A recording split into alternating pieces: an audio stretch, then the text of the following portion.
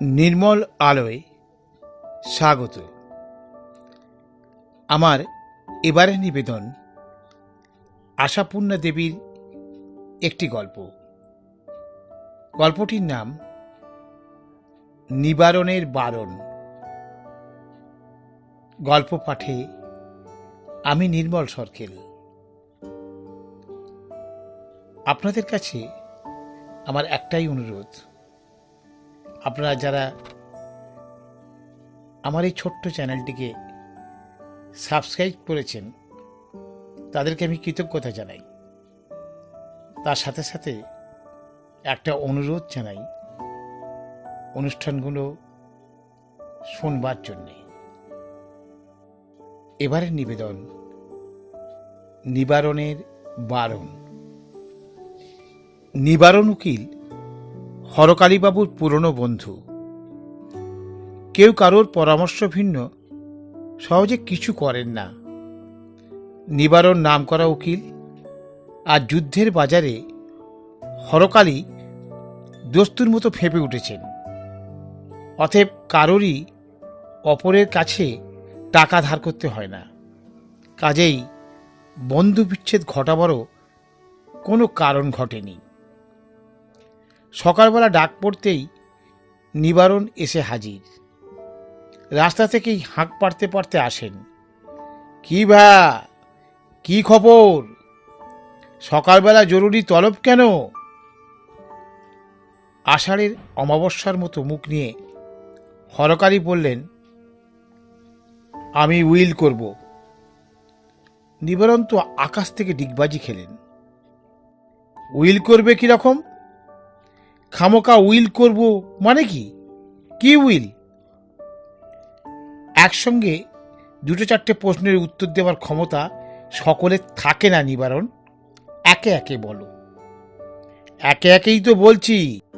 বলি, হঠাৎ রাত পুইয়েই উইল করবার কুমদ্রব কেন? সুই বলো আর কুই বলো, মন আমি স্থির করেছি নিবারণ। আমার বিষয় সম্পত্তি সমস্ত রামকৃষ্ণ মিশনে দান করে কাশিবাসী হব। বিষয় আশায় মিশনে দেবে কেন? তোমার ছেলেরা সব বেটাকেই তেজ্য পুত্তুর করব, বুঝলে নিবারণ? এক ধার থেকে সব কটাকে। বলো কি হঠাৎ? তা বলতে পারো, কিন্তু ঠিক হঠাৎ বলা চলে না। আমি অনেক সহ্য করেছি বুঝলে, কিন্তু আর না।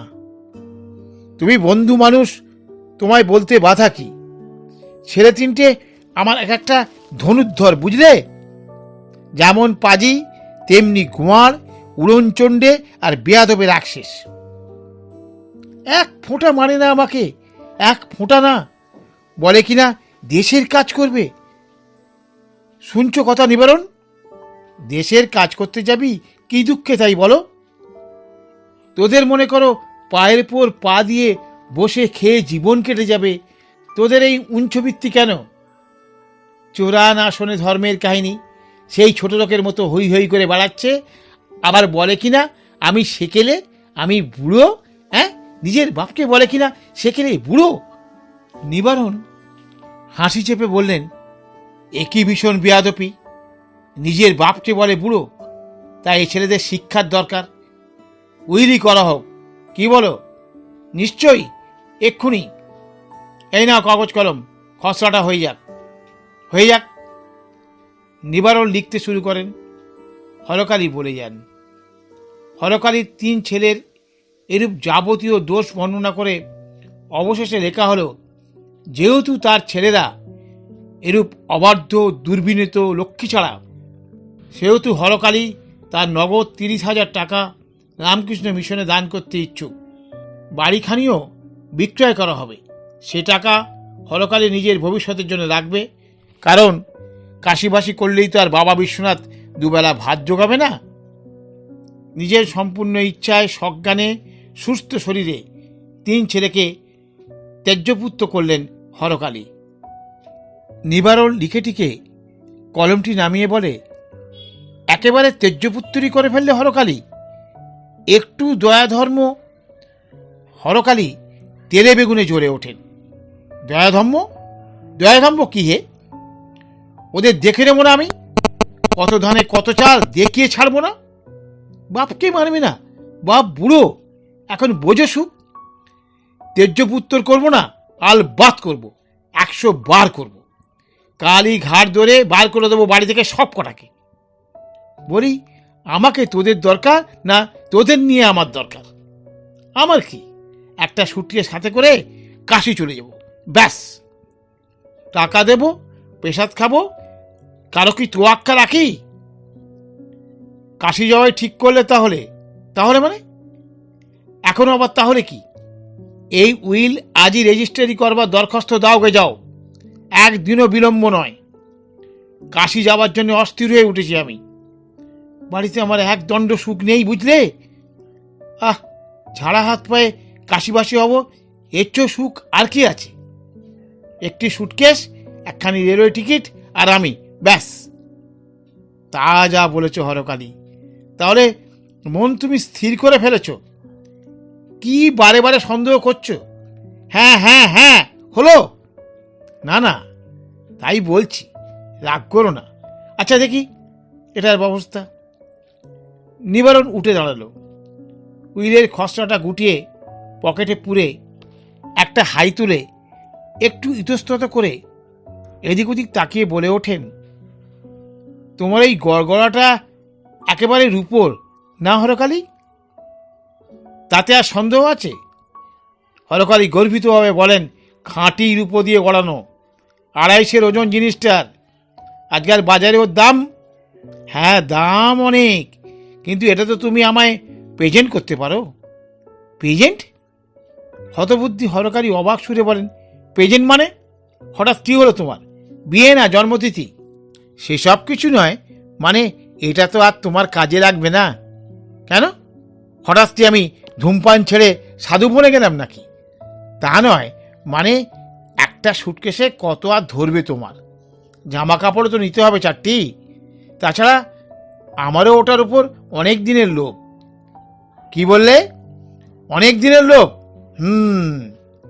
হরকালী গম্ভীরভাবে নিবারণের দিকে তাকান। আমার এই শখের জিনিসটার উপর তোমার অনেক দিনের লোভ? কেমন? বেশ, তাহলে নিও।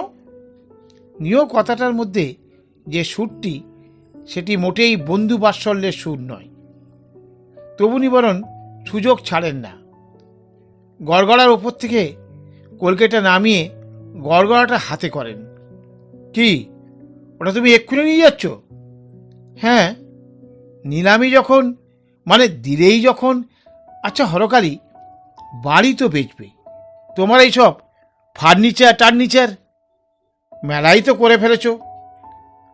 গড়গড়ার ব্যাপারে বেশ একটু তেতে ছিলেন হরকালী। বিরক্তভাবে বললেন, ওসব নিয়ে মাথা ঘামাবার দরকার নেই, জাহান্নামে যাক এসব, বুঝলে? তাই তো বুঝছি, মানে তোমার এই উড়নচণ্ডে লক্ষ্মীছাড়া ছেলেগুলোর হাতে পড়লে জাহান্নামে ছাড়া আর কোথায় যাবে? হরকালী ক্ষুব্ধ কণ্ঠে বলে, আমার ছেলেদের সমালোচনা করতে তো তোমায় আমি ডাকিনি নিবারণ। আরে ভাই, বন্ধু মানুষ তুমি, তাই এত ভাবনা। আমি বলি কি, কাশি যাওয়ার আগে বেচে দাও না ওগুলো। অবশ্যই পুরো দাম কি আর পাবে? সিকি আদা যা পাও ধরো না কেন, আমিই তো নিতে পারি। সত্যি কথা বলতে কি হরকালী, রোজগার করি বটে, তোমার মতন এমন সাজানো গোছানো ফিটফাট বাড়ি আমার নয়। বরং জিনিসগুলো পেলে তোমার বাড়িটা সাজানো হয় কেমন? হরকালীর কণ্ঠে বিদ্যুপের আভাস। নিবারণ একগাল হেসে বলেন, সে যা বলেছ। বিশেষত তোমার ওই বুককেসগুলো পেলে কি সুবিধেই হয়। বলি, এগুলোর উপর ঝোঁক আছে আমার, তা তোমার যখন আর কাজে লাগছে না। আমার বৌমারা বলে, ও বাড়ির জ্যাঠামশাইয়ের বাড়ি কেমন সুন্দর, আরশি বসানো আলমারির গাদা, আমাদের নেই। এইবার তাদের ক্ষেত মিটল, তাহলে মোটামুটি দর একটা দিয়ে ফেলো হরকালী। মানে নিহাতি দেওয়া বলেই 200-400 টাকা দেওয়া, নইলে আমার কাছে আবার দরদাম। হরকালী জ্বলন্ত দৃষ্টিতে নিবারণের দিকে মিনিটখানেক তাকিয়ে থেকে বললেন, বৌমাদের আর ক্ষেত থাকে না কেমন, আর বুককেশগুলো হলো তোমার। আর তোমার ছেলেদের ছেলেদের সে তুমি ইচ্ছা করে যদি কিছু দাও মাথায় করে নেবে, মানে চিরদিনের মতো কাশিবাসী হবার আগে ওদের নিশ্চয়ই কিছু দিয়ে যাবে তুমি। নিজের ভাইপোর মতনই ভালোবাসো যখন, তা তোমার ছোট গাড়িখানা আমার মেজর ছেলেটাকে দাও না ভাই। সে ডাক্তার মানুষ, আলাদা একটা গাড়ি থাকলে সুবিধে হয়। ও, তাহলে গাড়িটাও তোমার চাই? আমার নয়, নিবারণ উদাসভাবে বলেন, আমার ছেলের। ছোট একটা গাড়ির ইচ্ছে তার বরাবরের। আর তোমার নিজের উড়নচণ্ডী হতভাগা ছেলেদের যখন তেজ্যপুত্র করেই দিচ্ছ, তখন আমার সোনার চাঁদ নীরেন নেপেনকে বেশ কিছু দিয়ে যাবে তুমি। চুপ! হঠাৎ চিৎকার করে ওঠেন হরকালী। তোমার ছেলেদের গুণের কথা আর বলতে হবে না। বলি, আমার ছেলেদের হতভাগ্য উড়নচণ্ডে বলবার কি রাইট আছে তোমার নিবারণ? কি রাইট আছে? চড়ছ কেন হরকালী? রাইট বলো, প্রমাণ বলো, সে তোমার পকেটেই আছে। কিন্তু মোটের উপর আমার কথাগুলো যেন ভুলো না। আমি বরং এখনই গিয়ে একটা লরি পাঠিয়ে দিই গিয়ে আলমারি টালমারিগুলোর জন্য। আর নেপেনকেও বলি গে, গাড়ির ভাবনা তোর ঘুচল। আর হরকালী, কি বলেছে তোমায় ধন্যবাদ জানাবো আজকের বাজারে এত সব জিনিস জোগাড় করা? তাহলে আমার কাশিবাস তোমার খুব সুবিধে হচ্ছে।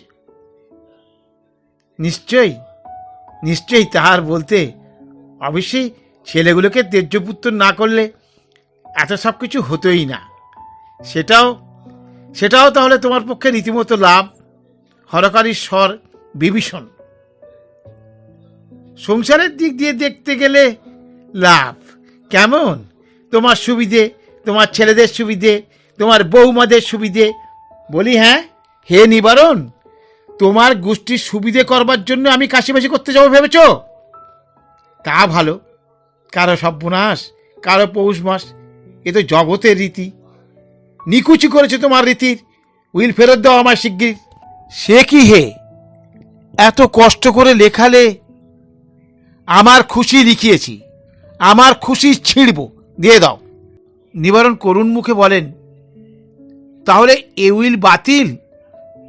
ছেলেদের তেজ্যপুত্র করব না, হলো? আর ওরা তোমাকে অপমান করবে, বুড়ো বলবে, আলবাদ বলবে। তোমাকে তো আর বলতে যায়নি। বুড়ো বলবে নাকি তরুণ বলবে আমাকে? সরে পড়ো হে নিবারণ, সরে পড়ো। মতলব বোঝা গেছে তোমার। হরকালী মিত্তির ঘাসের বিচি খায় না। পকেট থেকে উইলখানা বার করে নিবারণ দুঃখিত হয়ে বললেন, মতটা বদলালে তাহলে?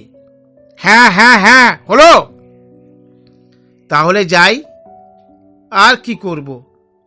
সকালবেলা ঝুটমুট খানিকটা সময় নষ্ট। আশাভঙ্গের হতাশ মুখ নিয়ে নিবারণ গড়গড়িটা নিয়ে উঠে দাঁড়ান।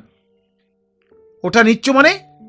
রেখে দাও, যেমন ছিল ঠিক তেমনি করে। হ্যাঁ হ্যাঁ, কলকে বসিয়ে দাও, ব্যাস যেতে পারো তুমি। কাশিবাসীও তাহলে করব না, হয়েছে? খুব দাও মারবে ভেবেছিলে, কেমন? নাও এখন এইটি। বয়সের মর্যাদা ভুলে পাকা চুল হরকালী মিত্তির নিবারণ উকিলের মুখের সামনে চিরবিশিষ্ট আঙুল দুটি নেড়ে দেন। নিবারণ কি খুব বেশি অপদস্থ হয়ে গেলেন? হবার তো কথা, কিন্তু হলেন কই? দিব্যিত প্রসন্ন মুখে ছড়ি ঘোরাতে ঘোরাতে বাড়ি ফিরলেন। নমস্কার।